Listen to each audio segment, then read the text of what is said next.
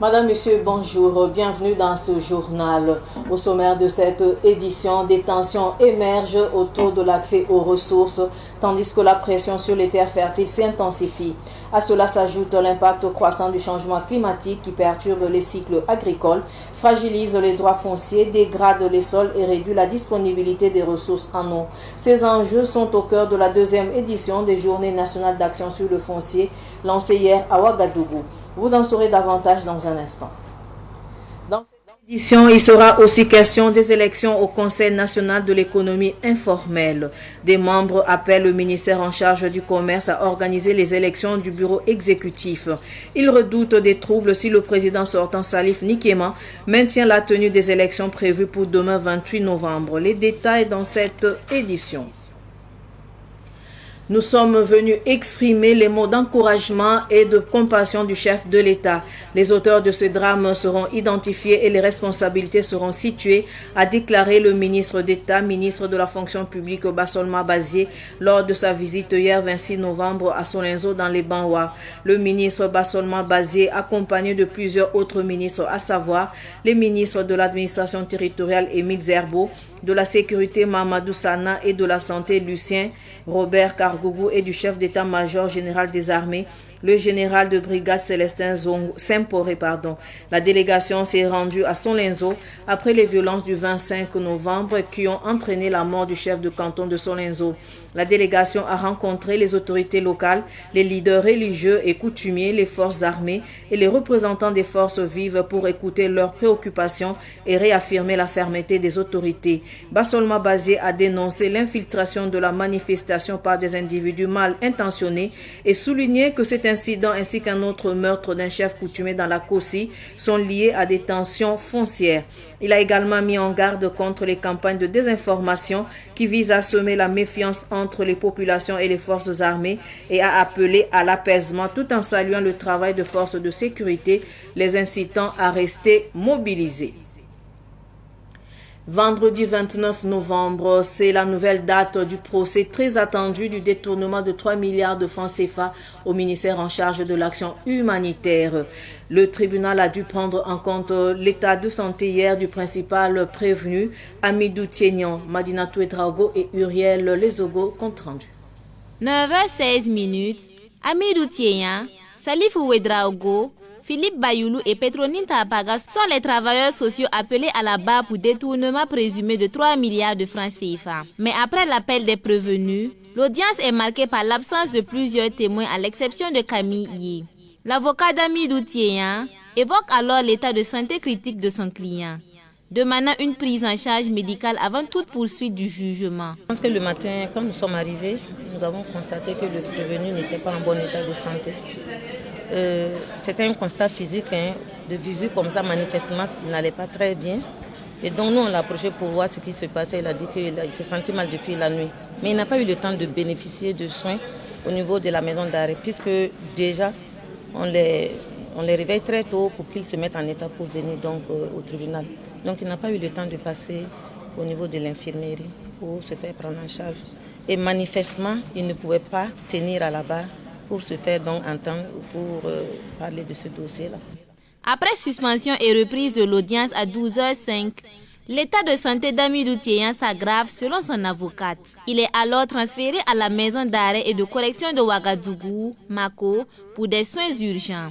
Et quand on a suspendu, je pense que le procureur avait parlé de mesures qui avaient été prises pour qu'un infirmier soit dans la salle. Bon, on a constaté que l'infirmier n'était pas là. Mais à la suspension, on a fait venir l'infirmier de la maison d'arrêt pour procéder déjà à un constat, si on peut le dire ainsi, pour voir dans quel état il est. Donc on a juste pris sa tension, on a vu que sa tension était particulièrement élevée. Son état, ce qu'il a écrit, c'est que c'était un état passable, mais lui-même a suggéré qu'on l'amène dans une structure sanitaire appropriée pour une meilleure prise en charge donc, de son état. On se donne le temps de voir parce que Je pense de ce qu'on a relevé, si on l'amène à l'hôpital, c'est l'hôpital qui nous dira si jusqu'au 29, il va bien, si on peut déjà le ramener pour l'audience et tout. Donc je pense qu'on aura vraiment une situation claire à l'issue donc de sa prise en charge au niveau de l'hôpital. Le cas du prévenu nécessite un repos médical de 48 heures selon le médecin. Le procès est alors envoyé au 29 novembre prochain. Ce procès est d'autant plus attendu et suivi qu'il implique 3 milliards de francs CFA détournés au détriment de déplacés internes et est ouvert aux caméras de la presse, du moins de la RTB. De son côté, le président du Faso, le capitaine Ibrahim Traoré, a présidé lundi la première rencontre statutaire de l'année 2024 entre le Conseil supérieur de la magistrature et l'exécutif. Une rencontre au cours de laquelle la réforme de la justice a été évoquée afin de répondre aux attentes et espoirs des citoyens. Retour sur cette rencontre avec Sidiki Kabré. Le chef de l'État a félicité le CSM pour le travail qu'il abat et a appelé les acteurs de la justice à redoubler d'efforts. La tâche est très difficile, en ce sens que pour satisfaire nos masses populaires, il va falloir redoubler d'ardeur. Une justice juste et parfaite, c'est presque impossible, je dirais. Mais une justice équitable, c'est possible. Travaillons donc à pouvoir rendre une justice équitable au Burkinabé, à aller vers la justice réelle, qu'elle soit juste vis-à-vis de tous les citoyens. Le président a aussi rappelé le CSM à faire de la lutte contre la corruption son cheval de bataille.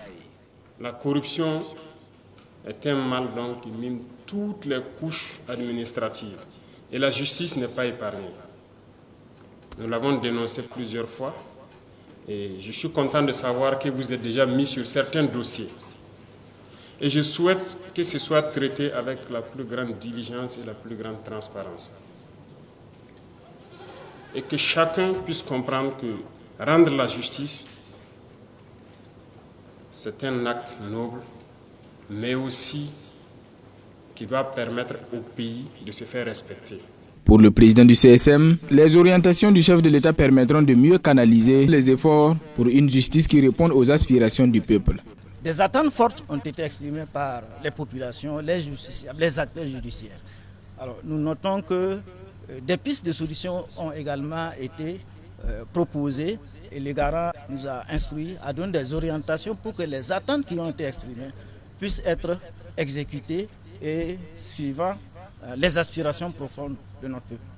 Le président du CSM, Adama Ouedraogo, a remercié le président du Faso pour la mise à disposition du bâtiment de l'ancien médiateur du Faso, ce qui va permettre à l'État d'économiser 300 millions de francs CFA par an, représentant les frais de loyer de l'ancien bâtiment du CSM. Nous parlons à présent de la gestion foncière au Burkina Faso comme annoncé en titre. 3 jours pour réfléchir et partager des expériences avec des acteurs du domaine sur la gestion de la terre au Burkina Faso. Ce sont les journées nationales d'action sur le foncier JINAF. La cérémonie d'ouverture a eu lieu hier à Ouagadougou. Daouda Yameogo nous en parle. Accès difficile des jeunes et des femmes aux terres, le déplacement massif des populations, les territoires ruraux abandonnés, la méconnaissance des textes, le changement climatique sont entre autres difficultés que rencontre le foncier au Burkina Faso. C'est pourquoi les membres de la plateforme multi-acteurs sur le foncier ont mis en place ces journées nationales d'action sur le foncier, deuxième du genre, pour réfléchir afin de trouver des solutions pour minimiser les conflits fonciers. Et ça va aussi être l'occasion pour que les uns et les autres puissent échanger et puis proposer, sinon aussi avancer les idées qu'ils ont par rapport aux solutions envisageables, par rapport à un certain nombre de problèmes qui sont posés de manière récurrente sur les questions foncières. Au-delà, j'allais dire, de ces grandes présentations, on va avoir également des thématiques spécifiques pour qu'il y ait justement, comme on a parlé des questions de crise sécuritaire, on a voulu parler également des questions, j'allais dire, de prise en compte de la femme dans les questions foncières. Il y a également des thématiques que nous allons pouvoir développer, par exemple, sur les déplacés internes. Ces journées sont également des espaces de partage d'expériences sur la résolution des crises foncières. Dans la commune de Boudry, plus précisément à Boudry, pour voir des exemples précis de comment on fait un enregistrement systématique. C'est-à-dire que les enregistrements massifs d'APFR, d'attestation de position foncière rurale, en vue de sécuriser les populations qui sont sur le terrain et qui exploitent ces différentes terres-là, pour limiter les questions de conflit. Il y a aussi des choses à Yaïka, un groupe qui se rendra dans le village de Yaïka pour échanger avec le chef coutumier et l'ensemble de sa cour et les acteurs pour comprendre comment est-ce qu'ils sont arrivés justement à garantir le droit d'accès des femmes au foncier. Ces journées qui se tiennent sous le thème « La politique nationale de sécurisation foncière en milieu rural dans un contexte de crise sécuritaire et de changement climatique » et pour le représentant du ministre en charge de l'agriculture qui a présidé la cérémonie d'ouverture de ces journées, le thème est interpellateur. Des tensions naissent autour de l'accès aux ressources et la pression sur les terres fertiles augmente. À cela s'ajoute l'impact croissant des changements climatiques qui perturbent les cycles agricoles, fragilise les droits fonciers, dégrade nos sols et réduit la disponibilité aux ressources en eau. Ces défis ne sont pas abstraits. Ils touchent directement nos agriculteurs, nos éleveurs, nos pêcheurs et nos communautés rurales.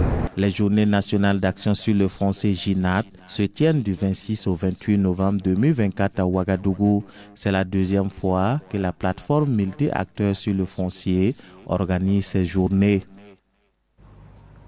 Direction le Ganzourgou, des employés de la société minière de San Brado dans le Ganzourgou en collaboration avec les jeunes patriotes pour la paix appellent à l'aide. 57 employés ont été licenciés et depuis lors l'affaire reste pendante en justice. Ils étaient en conférence de presse hier en présence de Samuel Moko. L'affaire remonte à décembre 2023 où les 57 désormais ex-employés de African Mining Service ont été licenciés. African Mining Service sous-traite avec Somisa sur le site de Sabrado dans le Ganzourgou, région du plateau central. Un licenciement que les ex-employés jugent abusif. Nous estimons que nous avions été licenciés abusivement et nous avions intenté une action en justice. Pour les 3 délégués du personnel, le tribunal de travail de Ouagadougou a rendu un verdict le 11 avril 2024 demandant à l'entreprise de réintégrer les 3 délégués du personnel avec paiement des arriérés de salaire. Chose que l'entreprise avait refusée et sont allés faire appel de la décision juste pour faire traîner, pour faire durer les choses. Et aussi, ils ont réintégré 10 personnes au sein de l'entreprise le 13 avril 2024 pendant qu'ils ont refusé de nous réintégrer. Selon l'ex-délégué du personnel, le licenciement n'est pas motivé par des questions financières. C'est alors que des négociations avec les délégués du personnel avaient commencé.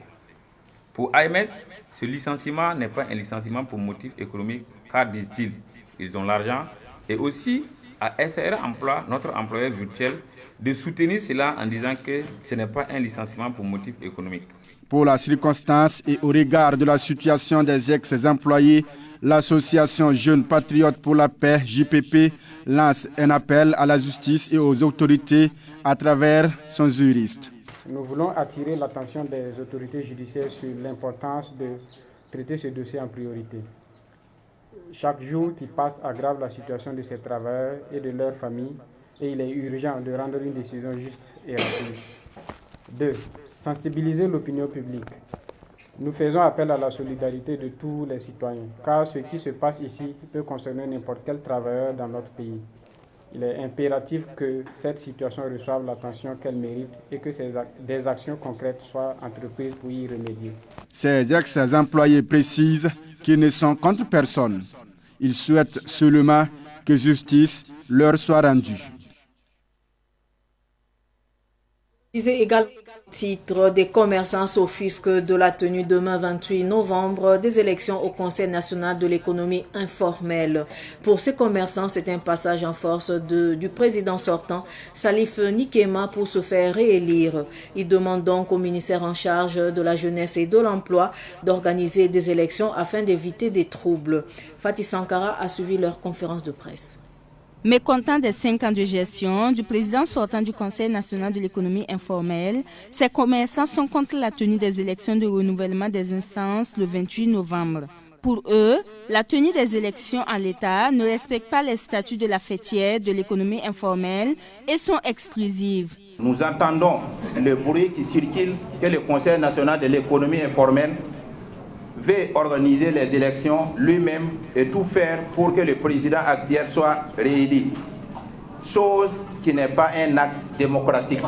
Après son mandat de 5 ans, nous sommes étonnés d'apprendre que des élections sont prévues ce jeudi 28 novembre 2024 dans le plus grand secret et sans respecter les textes même de la fêtière, sans une large consultation de ces organes et de ces organisations professionnels de l'économie informelle. Nous ne savons pas où se tenir le congrès de renouvellement du bureau exécutif national du Conseil national de l'économie informelle. Qui sont les votants? Quelles sont les dispositions prises pour permettre à des potentiels candidats de pouvoir prendre part au vote? Nous pensons que cette démarche constitue des manœuvres de l'actuel président Salif Nikema pour se faire réélire clandestinement. Sinon, pourquoi tant de secrets autour du Congrès qui doit renouveler le bureau du Conseil national de l'économie informelle?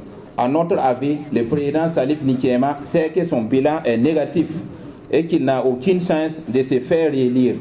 Pour une transparence et une inclusion de l'ensemble des acteurs, ces commerçants demandent à leur ministère de tutelle d'organiser les élections. Au regard des irrégularités constatées dans le processus, nous demandons au ministère des Sports, de la Jeunesse et de l'Emploi de prendre ses responsabilités afin d'organiser des élections libres, transparentes et inclusives, capables de représenter tous les travailleurs de l'économie informelle du Burkina Faso sans distinction et d'assurer le développement économique et social durable dans notre pays.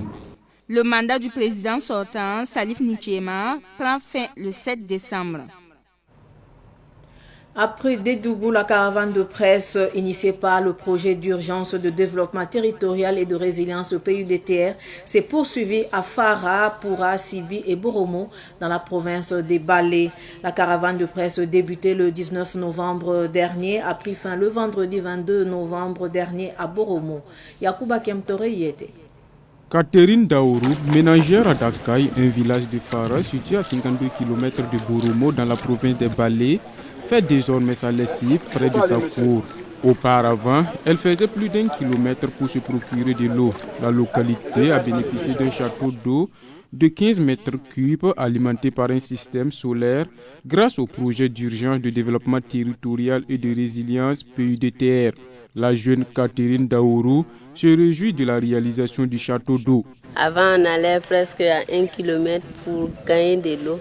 On enlevait dans les puits, dans les marigots. On souffrait beaucoup d'eau, on souffrait pour gagner de l'eau. Maintenant, on ne part plus loin, on est à côté de l'eau, on fait tout ce qu'on veut avec l'eau.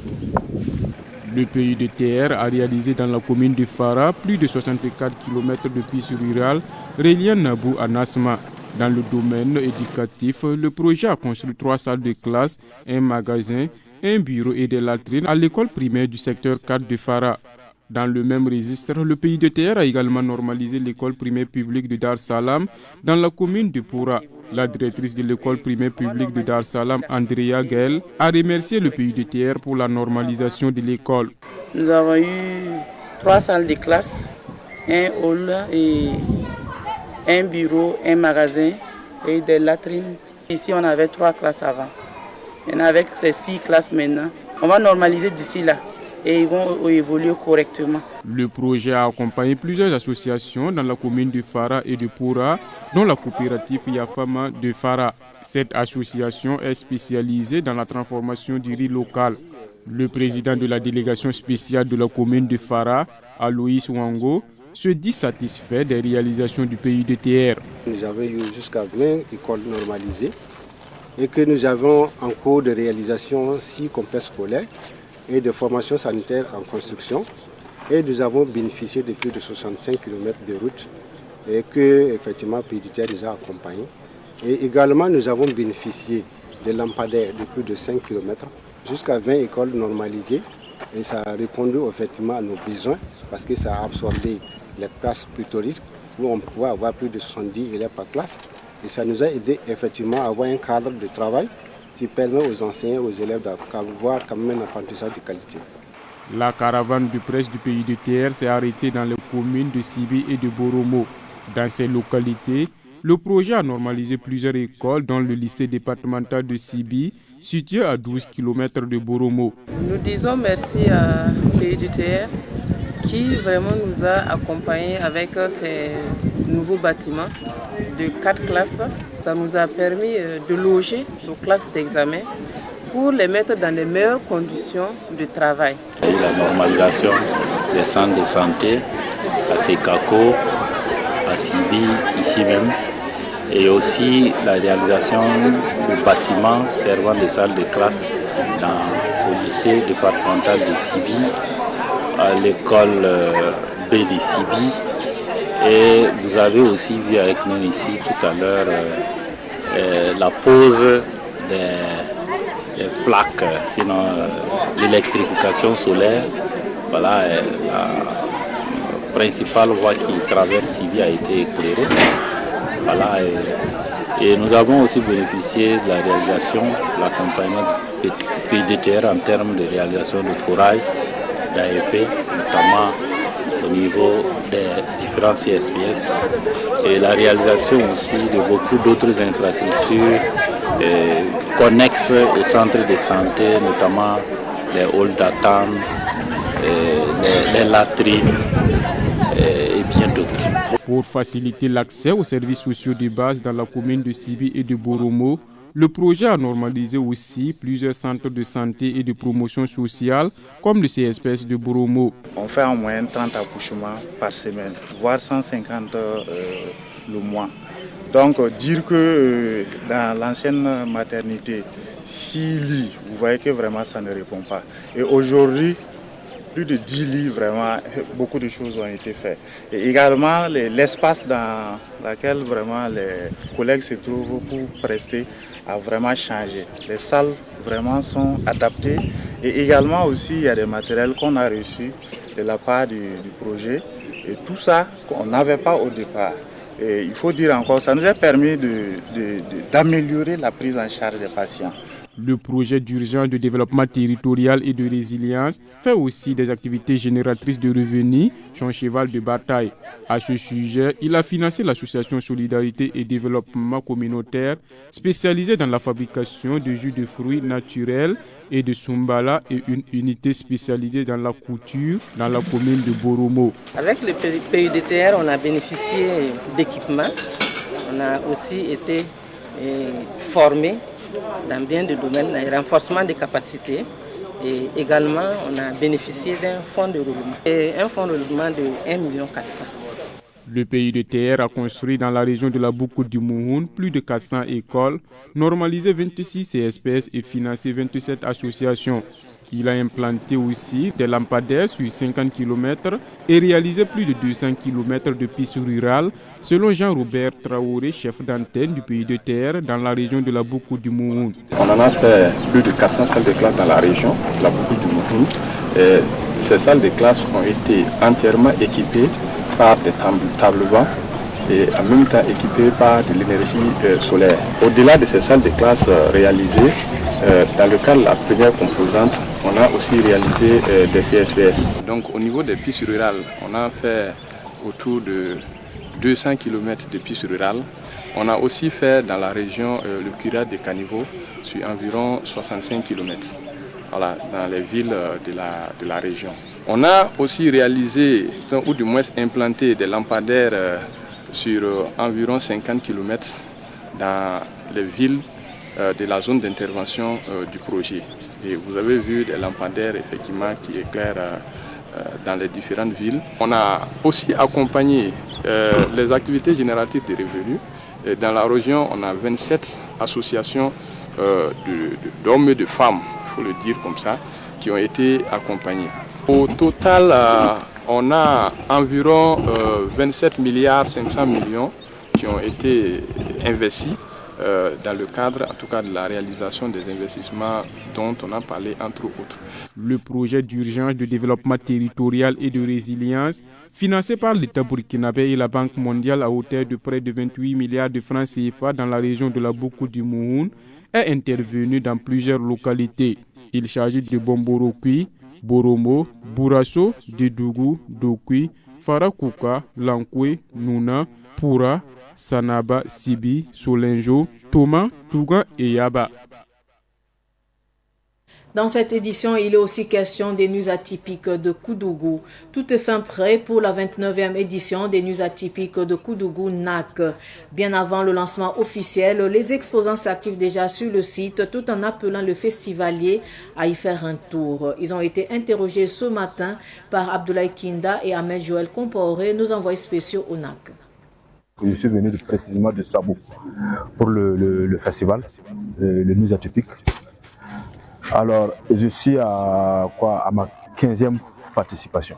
Déjà, ça sent bon. Voilà, ça sent bon. Donc, on est arrivé depuis hier soir. Là, on est en train d'installer. On attend les festivaliers. On invite tout le monde que Koudougou s'est activé. Voilà, nous invitons tout le monde, tous ceux qui... Je pense que personne n'hésite. Tout le monde sait que le NAC est là. Et nous aussi, on est là.